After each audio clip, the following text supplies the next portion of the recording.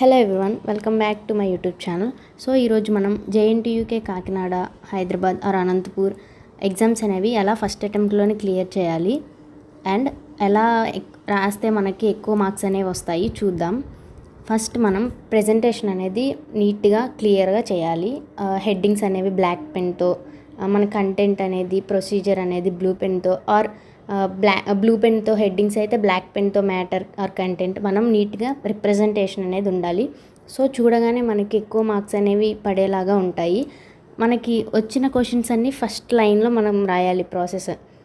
అట్లా ఇప్పుడు మనకి పేపర్ తీసుకోగానే ఏదైనా 3 or 4 క్వశ్చన్స్ అనేవి వచ్చి ఉంటాయి మనకి. ఆ 3 or 4 క్వశ్చన్స్ మనం ఫస్ట్ టెన్షన్ పడకుండా నీట్గా రిప్రజెంటేషన్ అనేది ఇవ్వాలి. నెక్స్ట్ మనం ఏ క్వశ్చన్ అయినా కూడా ఫస్ట్ డెఫినేషన్ అనేది రాయాలి. సెకండ్ వన్ డెఫినేషన్ రాశాక మనం దాన్ని వర్కింగ్ ఆర్ ప్రొసీజర్ రాయాలి. నెక్స్ట్ వర్కింగ్ ప్రాసెస్ రాశాక దానికి డయాగ్రామ్స్ ఉంటాయి, డయాగ్రామ్స్ అనేవి మనం ప్రజెంట్ చేయాలి. అది కూడా మనం పెన్సిల్ అలా యూజ్ చేసి నీట్గా రిప్రజెంటేషన్ అనేది ఇవ్వాలి. ఆ క్వశ్చన్కి ఆ ఒక టాపిక్కి అడ్వాంటేజెస్ అండ్ డిసడ్వాంటేజెస్ కూడా రాయాలి మనం.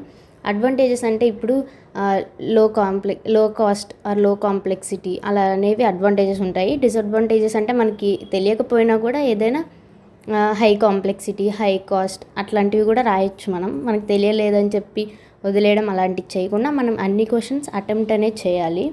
సో ఇలా presentation, definition, working process, diagrams, advantages and disadvantages అవన్నీ చూసుకుంటే మనకి మార్క్స్ అనేవి పర్ఫెక్ట్గా పడతాయి. సో మనకు వచ్చిన ఫస్ట్ 4 క్వశ్చన్స్ అయినా కూడా మనం నీట్గా రాస్తే దాన్ని బేస్ చేసుకొని మనకి నెక్స్ట్ క్వశ్చన్స్ కూడా ఓకే అని చెప్పి మార్క్స్ అనేవి వేస్తారు మనకి. సో ఇలాంటి అప్డేట్స్ కోసం subscribe my YouTube channel. Thank you.